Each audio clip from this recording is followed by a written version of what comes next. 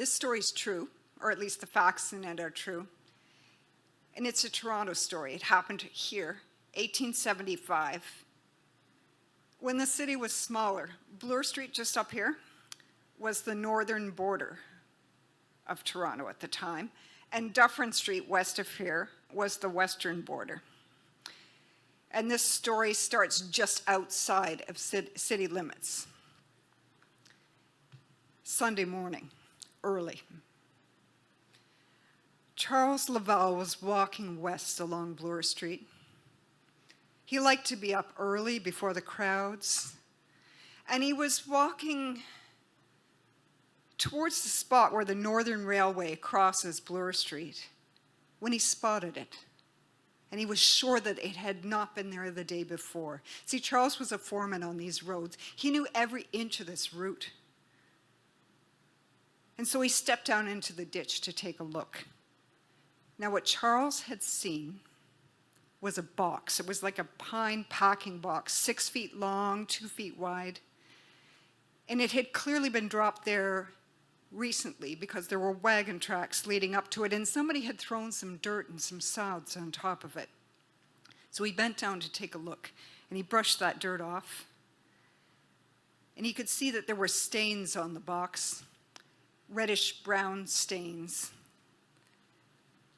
And he lifted one end of it to test the weight. And something heavy rolled inside. And Charles knew that this was the kind of thing a man might not want to get messed up in. So he had a friend who'd been a constable, and he went to get that friend to help him. And the friend came, and the friend brought another man with him who had an axe. And the man with the axe began to work at the top of the box trying to get it open. But the stench that was coming from the top of that box, the man thought he was going to be sick. Charles took the axe, and he began to pry at the top of the box. And, well, Charles got it open. And what they saw inside was a body of a young woman, maybe 25 years of age. Her hair was matted with blood. Her face was swollen, bloated. One of her blue eyes was still open and dull. And the woman was completely naked. There was a bit of straw tucked in around her in the box, and there was a chemise behind her back. And the men went to get the constables.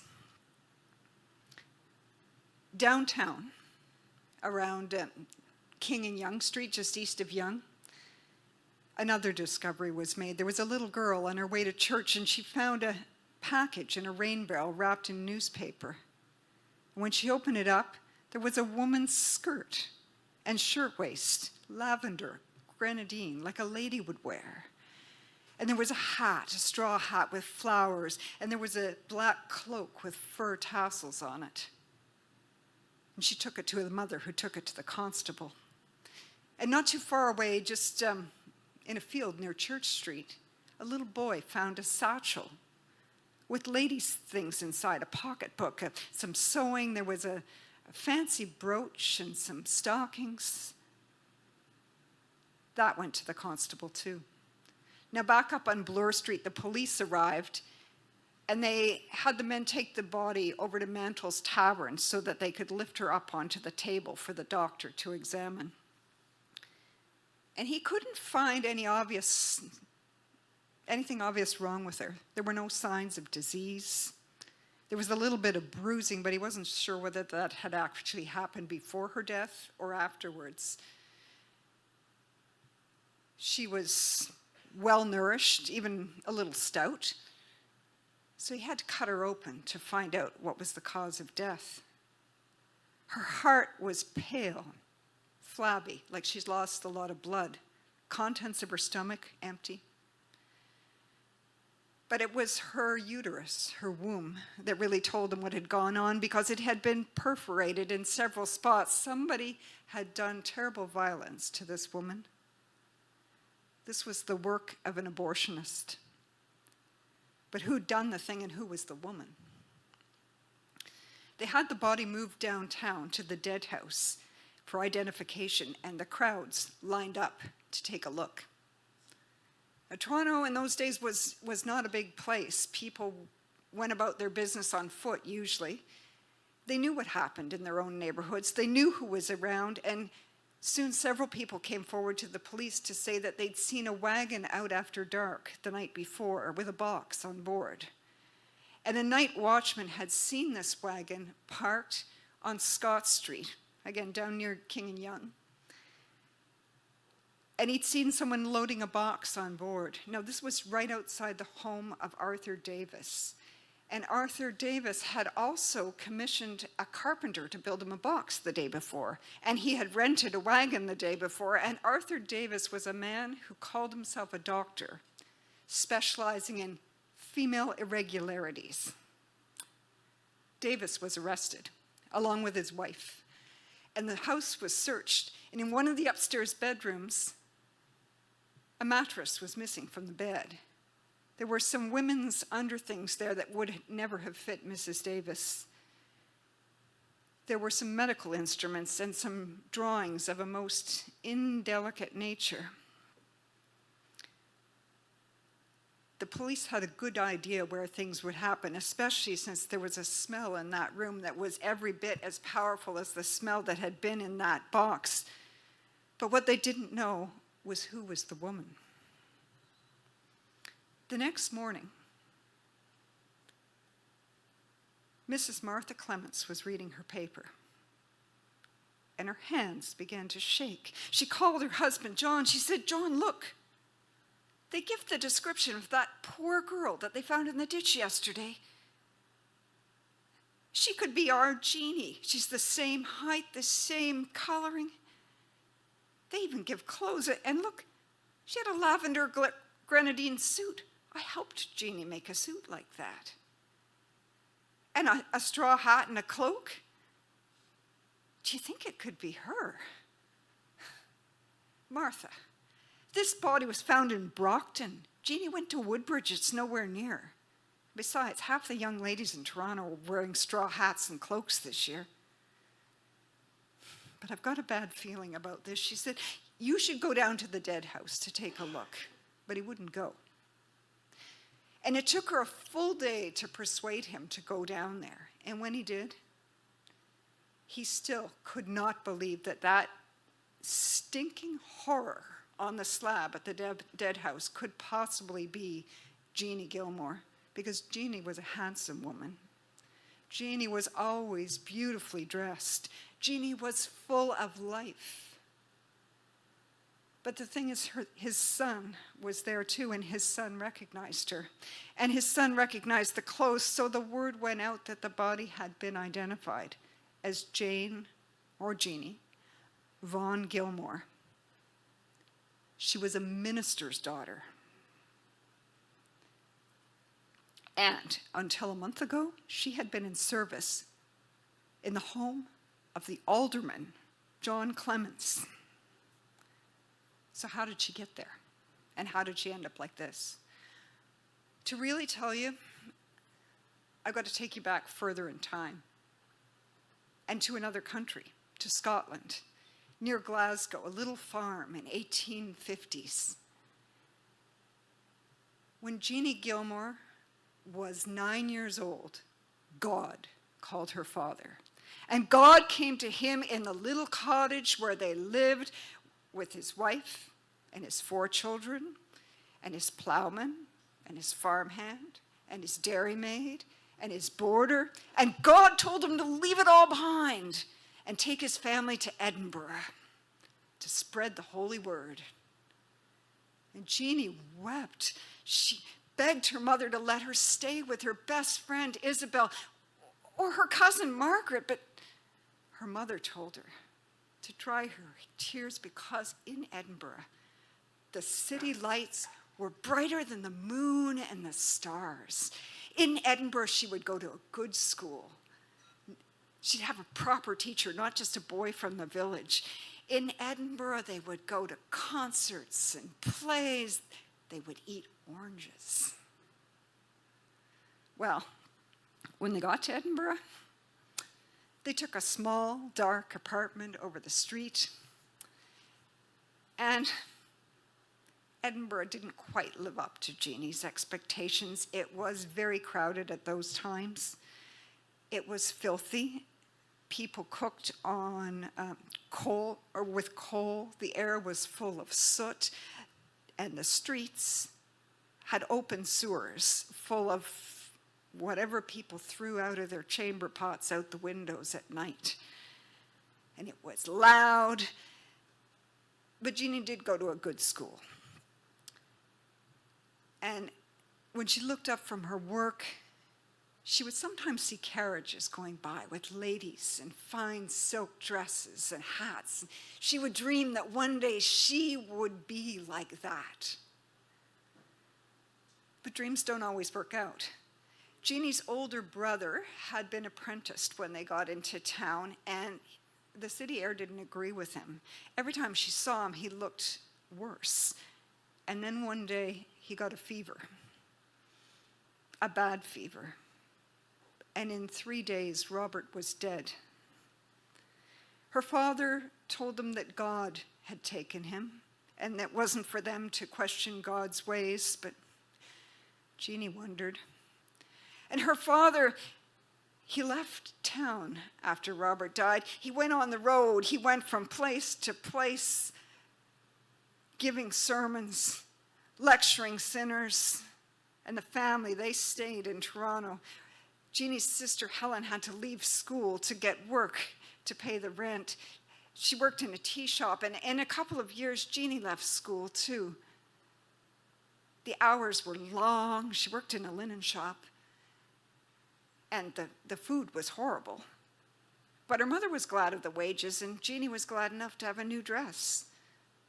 And you know, she was good at that work. The linen shop was a lively place. They started her out just sweeping floors and stocking shelves, but she had a way with the customers, and she was able to figure out just how much money people were able to spend, and she knew the cloth, what would meet people's needs. So pretty soon the shop was doing better than ever, and so was Jeannie. In fact, Mr. George Ballantyne, who owned a warehouse, took an interest, started delivering his own packages just so he could help Jeannie take them into the store. He might have been her future. She might have been a businessman's wife, with servants even. But the angel of death returned, this time for her younger brother, John. By this time, he was almost 16, and he too got sick, and he too didn't make it. And this time, the Reverend Gilmore came home, and he began to obsess over his one remaining son. He was convinced that Matthew was delicate, that Matthew wasn't going to survive either, and he started to say that the family should move to somewhere with better air, more healthful, but not back to Glasgow. He had heard that in the New World, they were giving away land for free. And if you went to Canada and were willing to work hard, you could live like a lord. So he determined that he and Jeannie and her brother Matthew would go to Canada, and the others would come over and join them once they got themselves established. So Jeannie had to say goodbye to the people at the linen shop, goodbye to Mr. George Ballantyne, and she stood on the deck of the ship, clutching her mother's wedding brooch and some fancy stockings that her sister had made. And she promised that she would write. Sheila's already told you about the boats, so I won't tell you about those, but I'll tell you that when they got to Toronto finally, Jeannie got work right away. It was only sewing to start with, but it was something. It was a chance to see the city, and she liked what she saw. I mean, Toronto wasn't Edinburgh, but it was bright, and the streets were wide, and there was lots going on, a sense of industry, prosperity. And she saw the ladies in their dresses, and she saw the shops, and she thought she could live here. And she thought with her experience, she could get good work here. But that night, her father came home to the hotel where they were staying, and he said that he'd gotten positions for all three of them on a farm. Well, Jeannie said, surely I could get more work in the city. I could get better pay. And he said, no. The thing is, the farmer's wife really wants a girl. And he had to talk them into taking the other two. And so Jeannie exchanged her good traveling dress for a cotton frock. And she took off her fine hat in exchange for a country bonnet. And she went to work for the Laurie family. Now the Lauries, Mrs. Laurie was with child, and she was having a hard time of it. So she needed Jeannie to really run the house and look after her two little girls. And Jeannie stayed, well, she shared a room with the two girls. Her father and her brothers stayed in the barn. They were there to help with the harvest. And when the harvest was over, the men were going north to Muskoka. That's where they'd gotten their free land. Jeannie stood on the platform and she watched the only two people from her family who were there in Canada with her disappear north.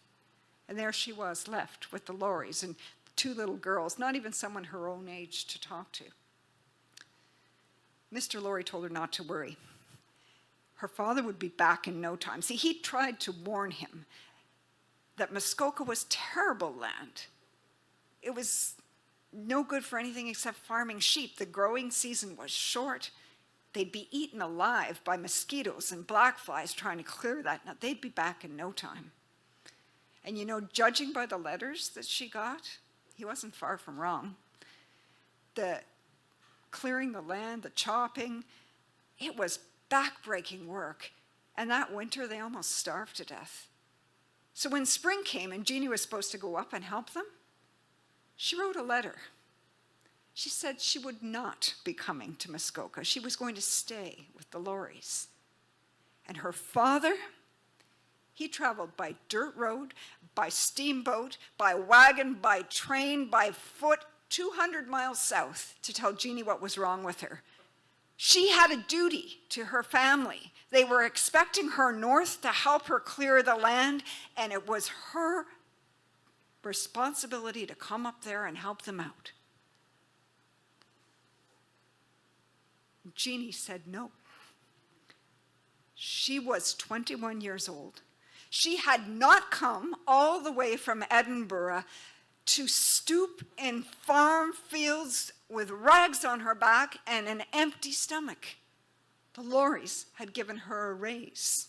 They had given her time to do her own sewing, and she was going to stay. You can imagine her father's reaction. He went on for some time, but she dug her heels in. She didn't go. And finally he went north, but only after he made her promise that she would come back, or she would come and join them in the fall, which she did. When her mother and her younger sisters came out, she did go north to see them, but she didn't stay. She went back to the Lauries afterwards. And when the Lauries no longer needed her, she got another job on another farm without consulting her father. Now, the new farm, Thomas and Anne Natras's farm, it was like coming home to Jeannie. Mrs. Natras was a motherly soul, and she was delighted to have a young woman in the house. She'd been there with her husband and her 5 grown sons on her own. And Jeannie was delighted not to be looking after small children anymore. She was also quite pleased that the 5 Natras boys were close enough in her age. They were interesting young men. One of them was studying to be a teacher. Another one was studying to be a doctor. They had lots of friends coming and going. And the farm was prosperous. The food there was excellent. They had a good wood stove. They had a sewing machine. They had a washing machine to help with the laundry. And for the first time in her entire life, Jeannie Gilmer had her own room.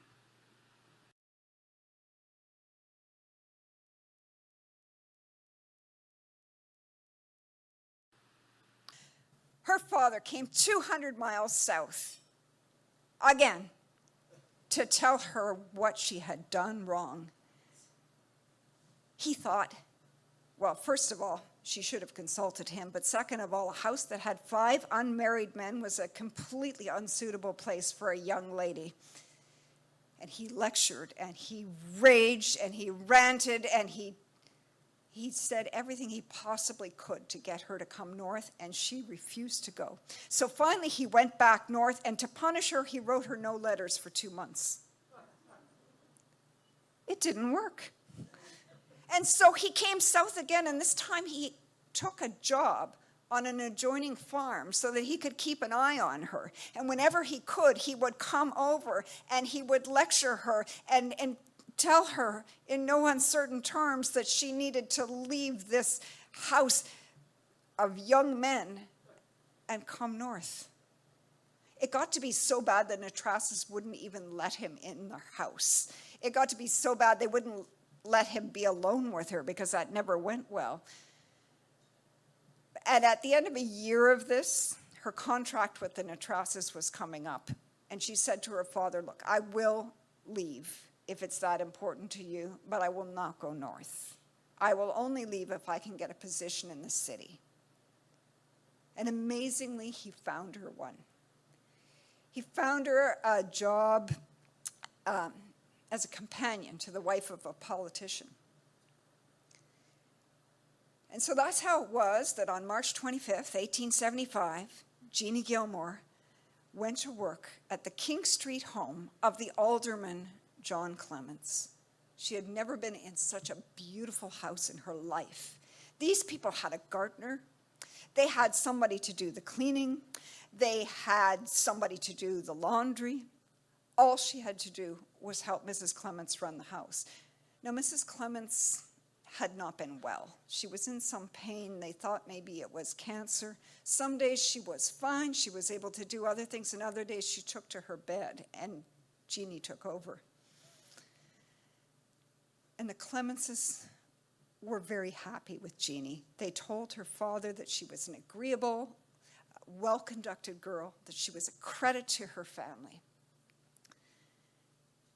Mr. Clements, in particular, seemed so relieved to have Jeannie there. And he noticed all the things that she did for his wife. He noticed when she took his wife tea. He noticed when she took it upon herself to do all the mending that had been piling up in the baskets. And one day when she was in the kitchen, he made her a cup of tea. No man had ever made her a cup of tea before. And later that week, Mrs. Clements went up to bed early, and he stayed to keep her company in the parlor. She was so glad of the company. She didn't know a soul in Toronto, and he knew everyone. He was an alderman. He was a school board trustee. He owned his own lumber company. He had all kinds of stories to tell her about the people in Toronto. He had stories about all the things that were going on. And as the night wore on, the stories became more personal. He began to talk about himself, and he began to talk about just how hard it had been with Mrs. Clements sick. How helpless he'd felt, how difficult it was. And at one point, tears filled his eyes, and Jeannie reached over and she put her hand on his arm to comfort him. He must have gotten the wrong idea because he kissed her. And Jeannie jumped up, and he turned bright red, and he apologized, and he explained that it was just that she reminded him so much of his wife when she was young. So charming, so beautiful, so capable. She'd been such a wonderful, bright light in this dark time. And so as not to shame him, Jeannie sat down again. But he took it as an invitation. And he was tender, but he was hungry like a wolf. And Jeannie, she didn't dare cry out because Mrs. Clements was in the room up above them. She knew it was wrong, but maybe there was part of Jeannie that was also hungry for a little bit of tenderness, a little bit of affection. It'll be our secret, he said. The thing is, secrets have a way of getting out. And when Jeannie missed her monthlies first, She thought maybe it was the move, it was the change of air. She didn't worry about it too much, but when the bile started to rise in her throat, when her stomach started to churn in the morning, well, she'd seen Mrs. Laurie bent over the chamber pot enough times to know what this meant. And she began to pray. She went to every church meeting she could. She got down on her knees. She begged for God to forgive her this one indiscretion. Please let this one time not ruin my life. And there was no answer from God. And as her stays got tighter and she had to let the seams out in her dress, she knew that once she began to show, the Clements would fire her because no family would endure that kind of scandal. And she knew full well she could not go north to Muskoka to her own family. And she thought maybe she could take a room until the baby came, but how would she possibly pay for it? And then who would ever hire a woman with a baby? And she'd heard stories of babies being drowned in the harbor, but she could not imagine such a thing. So she went to him, to John Clements, and begged for help. And he said that he knew about a doctor who might be able to help her, but he couldn't be seen to have anything to do with it. She would need to leave his house. She could go back to the Natrasses or something. And he gave her a business card, and he gave her some money. And the doctor gave her medicine, told her to give it 3 weeks, and she'd know by then if it was going to work. Didn't work. So she wrote John Clements again, and she begged for more help. And this time he came back with another plan. He said he'd given the doctor more money. She would come into town for an operation. She could stay with a friend of his until the doctor was ready to see her. And so she went back into town. She got a lift with Thomas Natras. He was bringing a load of hay in. She hoped that she wouldn't see anybody else that she knew on the trip. She didn't want any awkward questions. When she got to number 33 Scott Street, she knocked on the door, and a handsomely dressed woman answered it and told her to come in quickly, showed her up to the bedroom, told her to remove her clothes and wait for the doctor. Jeannie sat there shivering. Even though it was the end of July, she knew that what she was doing was wrong. She knew it was illegal if she got caught. Who knew what would happen to her? She also knew it was dangerous. She knew that women died of this kind of thing. But what choice did she have? And Mr. Clements had paid $50, which was 10 months of her wage, for this. So she told herself to be brave. When he came in, he gave her a glass of brandy to calm her nerves. She noticed he took some himself, too, to steady his hands. And then his wife stood at the head of the bed, and he was down by her legs, and it began. "Hold still," he said. She didn't expect it to hurt so much, and she didn't expect he'd have to push so hard, and she cried out, "Hold still." And the woman stuffed a rag into her mouth so that she wouldn't cry out again. And at some point, she must have fainted.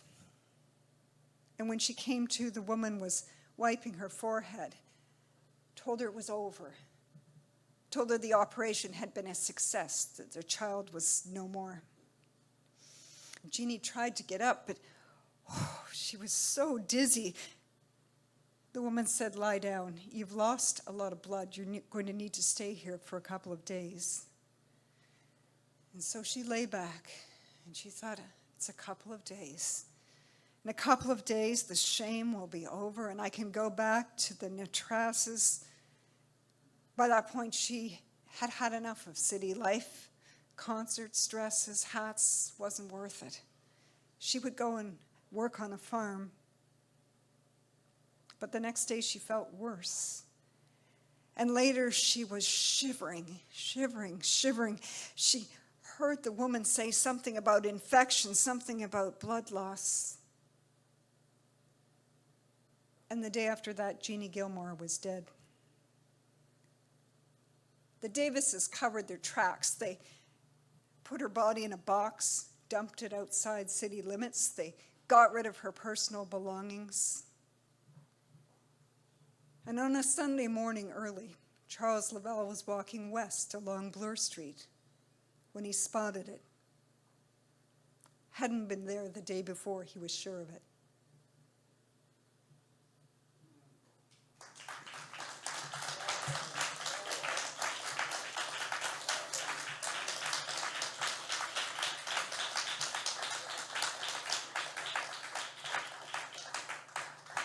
And I was hoping that story was history, and given what's going on in the world this week, maybe we need to hear it again.